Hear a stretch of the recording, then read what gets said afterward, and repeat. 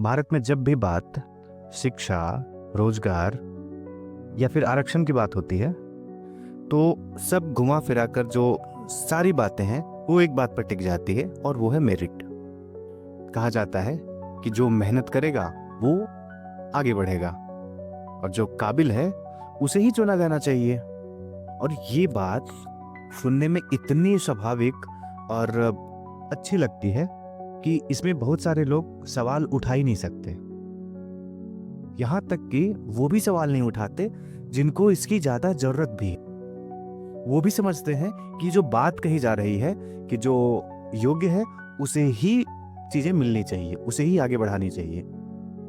लेकिन अगर हम जब थोड़ा पीछे आते हैं और इतिहास के पन्नों को पलट कर जब देखते हैं तब हमें वास्तविकता समझ में आती है।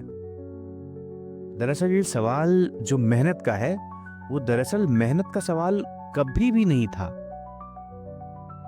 ये सवाल हमेशा रहा है कि किसे मेहनत करने का मौका मिल पाया और किसे शुरुआत से बाहर रखा गया। वो मेहनत करने वालों की लाइन में कभी आ ही नहीं पाया। भारत की जो सामाजिक संरचना है इसमें ज्ञान जो है वो कभी तटस्थ नहीं रहा है। ज्ञान हमेशा शक्ति रही है और शक्ति हमेशा सीमित हाथों में सिमट कर रह गई है। और डॉक्टर अंबेडकर जाति को सिर्फ इसीलिए सामाजिक बुराई नहीं मानते बल्कि ज्ञान और सत्ता की पूरी व्यवस्था मानते हैं। उनकी किताब एनिहिलेशन ऑफ कास्ट जो है दरअसल यही समझाने की कोशिश की गई है कि किसी भी समाज को अगर दबाना है तो आप उसको शिक्षा से दूर रखते हैं। अब इसे एक उदाहरण से समझने की कोशिश करते हैं। अगर किसी बच्चे को पीढ़ियों से यही बताया जाए कि पढ़ाई उसके लिए है ही नहीं, उसका काम सिर्फ सेवा करना है, तो भले ही आज कानून बदल जाए, समानता की भले ही बातें होती रहे, उस बच्चे की शुरुआत कभी भी बराबरी से नहीं होगी। और इसीलिए ऐसी ऐतिहासिक सच्चाई को ध्यान में रखकर ही संविधान ने शिक्षा को राज्य की जिम्मेदारी बनाया है। सरकारी स्कूल, सरकारी कॉलेज, विश्वविद्यालय और फिर आरक्षण, ये किसी पर एहसान नहीं किया गया है। दरअसल ये उस समाज को बराबरी पर लाने की कोशिश की गई थी जो समाज सदियों से पीछे पड़ा रहा है, जिसे सदियों से जमीन से बाहर रखा गया है। अब यहां पर एक सवाल आता है कि अगर ये व्यवस्था इतनी जरूरी थी तो फिर आज इसे इतना अक्षम क्यों बताया जाता है? आज हम बहुत ही सहजता के साथ कहते हैं कि सरकारी स्कूल तो एकदम खराब सिस्टम है, पढ़ाई नहीं होती। लेकिन हम बहुत कम ही बार ये सवाल करते हैं कि आखिर ये खराब हुआ कैसे, इसको किसने खराब किया और इसके खराब होने के पीछे के क्या कारण हो सकते हैं। अगर हम कभी सोचते भी हैं तो इसकी तह तक जाने की कोशिश नहीं करते। हम बस यह कह देते हैं कि सरकारी सिस्टम तो हमेशा से खराब ही रहा है, लेकिन कैसे, क्यों, इसके पीछे कोई वजह है क्या? हम थोड़ा सा इसको समझने की कोशिश करते हैं। दरअसल सरकारी स्कूल एक दिन में खराब नहीं हुआ। इस सरकारी स्कूलों को धीरे धीरे करके कमजोर किया गया। शिक्षकों की भर्ती रोकी जाती है, इसकी इमारतों को जर्जर छोड़ दिया जाता है और इसके जो रिसोर्सेस हैं उसको भी धीरे धीरे घटाया जाता है। और फिर उसी बदहाली को दिखाकर यह कहा जाता है कि देखिए हमारी सरकारी व्यवस्था ये कितनी खराब हो चुकी है। और यह एक बहुत ही चालाक तर्क है। पहले सिस्टम को कमजोर करो और फिर उसी कमजोरी को निजीकरण के पक्ष में धकेल दो। 1990 के बाद भारत में इस प्रक्रिया में बहुत तेजी देखी गई है। आर्थिक सुधारों के साथ इसमें एक नई सोच का जन्म हुआ कि शिक्षा और रोजगार राज्य की नहीं, बाजार की जिम्मेदारी है।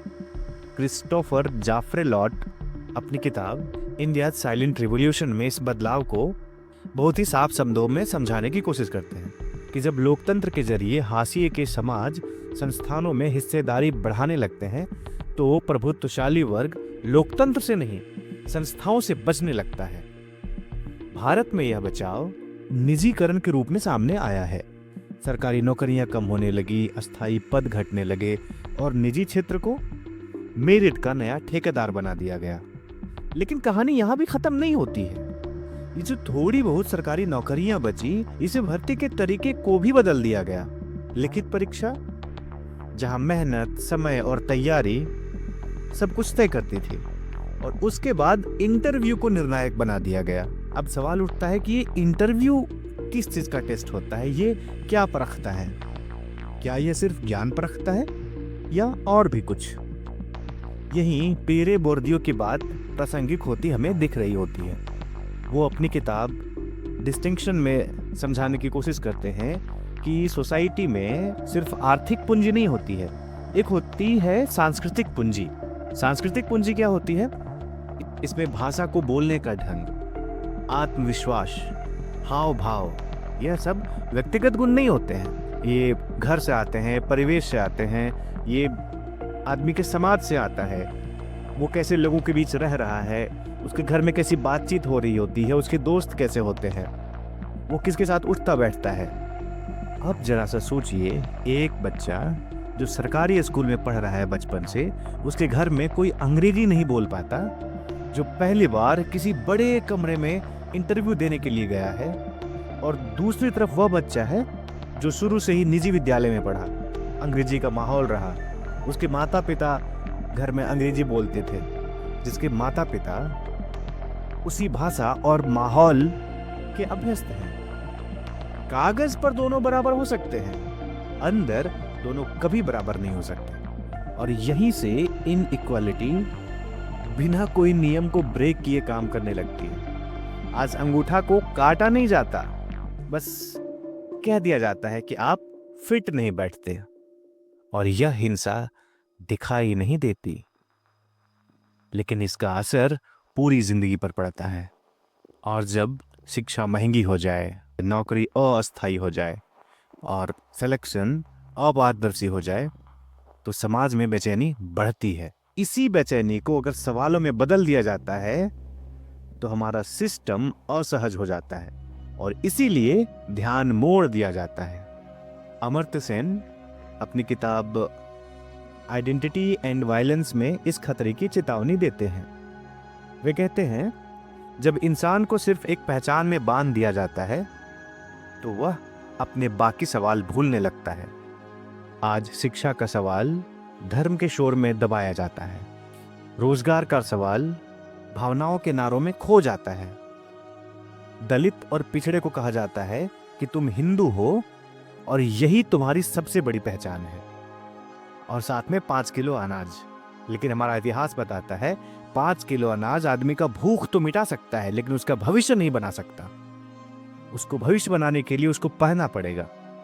भविष्य बनता है समान शुरुआत से, भविष्य बनता है न्यायपूर्ण शिक्षा से, भविष्य बनता है ऐसे संस्थानों से जो सबके लिए बराबरी में काम करता हो। और यहीं पर यह हिस्सा खत्म नहीं होता, क्योंकि अगला सवाल जो है वो और ज्यादा असहज है। अगर सरकारी स्कूल वाकई में इतने खराब हैं, तो फिर देश के सबसे अच्छे संस्थान अभी भी सरकारी कैसे हैं? और जो लोग नीतियों को बनाते हैं वे अपने बच्चों को इन सरकारी संस्थान से दूर क्यों रखते हैं? और यहीं से शुरू होती है इसकी अगली कहानी। सरकारी स्कूलों की बदनामी, मध्यम वर्ग की चुपचाप सहमति, और वह मनोवैज्ञानिकता जिसमें असमानता भी सामान्य लगने लगती है। खैर, इस पर बात करेंगे अगले भाग में।